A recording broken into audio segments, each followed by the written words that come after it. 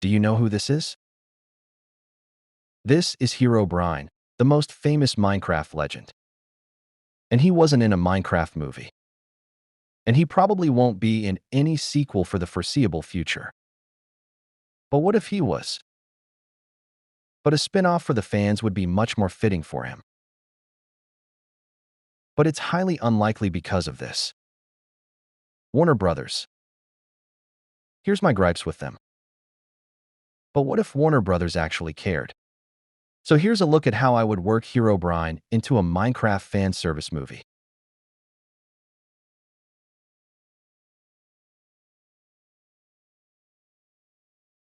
This is White Eyes, Herobrine's true form. Has been in the overworld since the dawn of time. Has witnessed all the builds of the world by the ancient builders and miners. Witnessed the first night, where all creatures bent to its will. The power went to its head, and it believed it was meant to rule the world. It would eventually find its way to the Nether, where he would encounter Malgosia.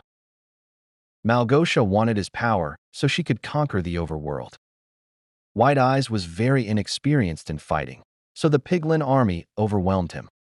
He would take refuge in the Redstone Mountains, which were unexplored at the time because I am Steve. Hadn't entered the overworld at the time.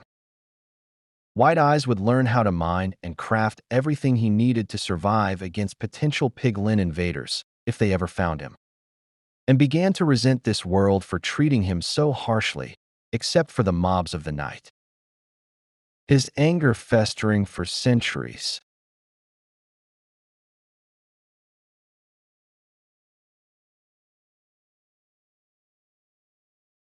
Through unknown circumstances, the overworld experiences several disastrous events, like heat waves and droughts.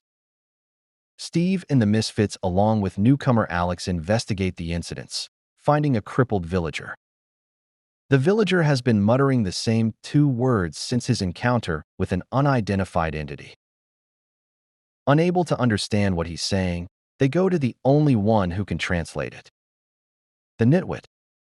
The terrified villager was saying White Eyes and drew a rough sketch of what he saw. Alex states that White Eyes is a creature older than time, the first one to walk the overworld. Cave carvings suggest that it is the bringer of the apocalypse. In order to fix the issues of the overworld, the group have to gather the crafting resources for an all-powerful item. The command block, a block so powerful its recipe was hidden. They needed to make it before the sun sets 3 times. After gathering everything but redstone, the group headed to the Redstone Mountains.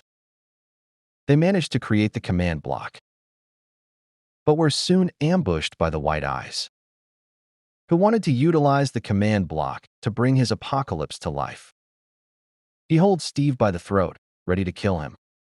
But Steve plunged his fist into White Eyes' chest, causing great agony to the creature.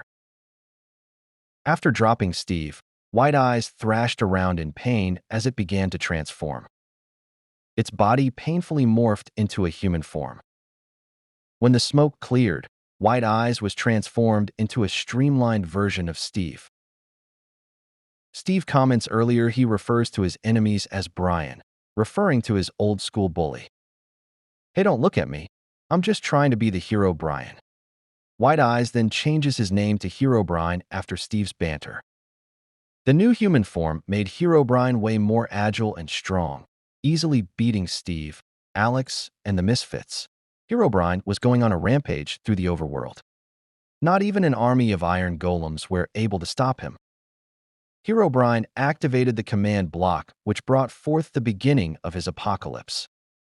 All water turned to lava, all villagers became illagers, and hordes of zombies were in the thousands. Iron golems weren't strong enough to fend off the hordes of zombies and illagers, and Herobrine could destroy them easily. So the group creates special obsidian golems with the obsidian that Herobrine used to attack. And they dig a tunnel to the ancient city to release the Warden.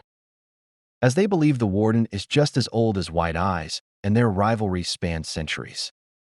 And despite now being an illager, Nitwit was still conscious and was able to communicate with the remainder of the once villagers, letting go of their pacifist ways just this one time. They were able to distract and overwhelm Herobrine enough for the misfits to reach the command block. Steve and Alex input the command of freezing Herobrine solid. Still alive inside, Herobrine realizes that he has lost the battle. An obsidian golem picks up the frozen Herobrine and throws it to the warden, which catches it. Herobrine's wide eyes were the only thing that the warden could see. The warden raised him up before smashing the frozen enemy into the ground, shattering into thousands of pieces. The overworld was returned to normal, zombies were set ablaze, and the villagers returned to their pacifist ways. And that's how I would work Herobrine into a fan service spin-off movie. Let me know what you think, or tell me your own ideas.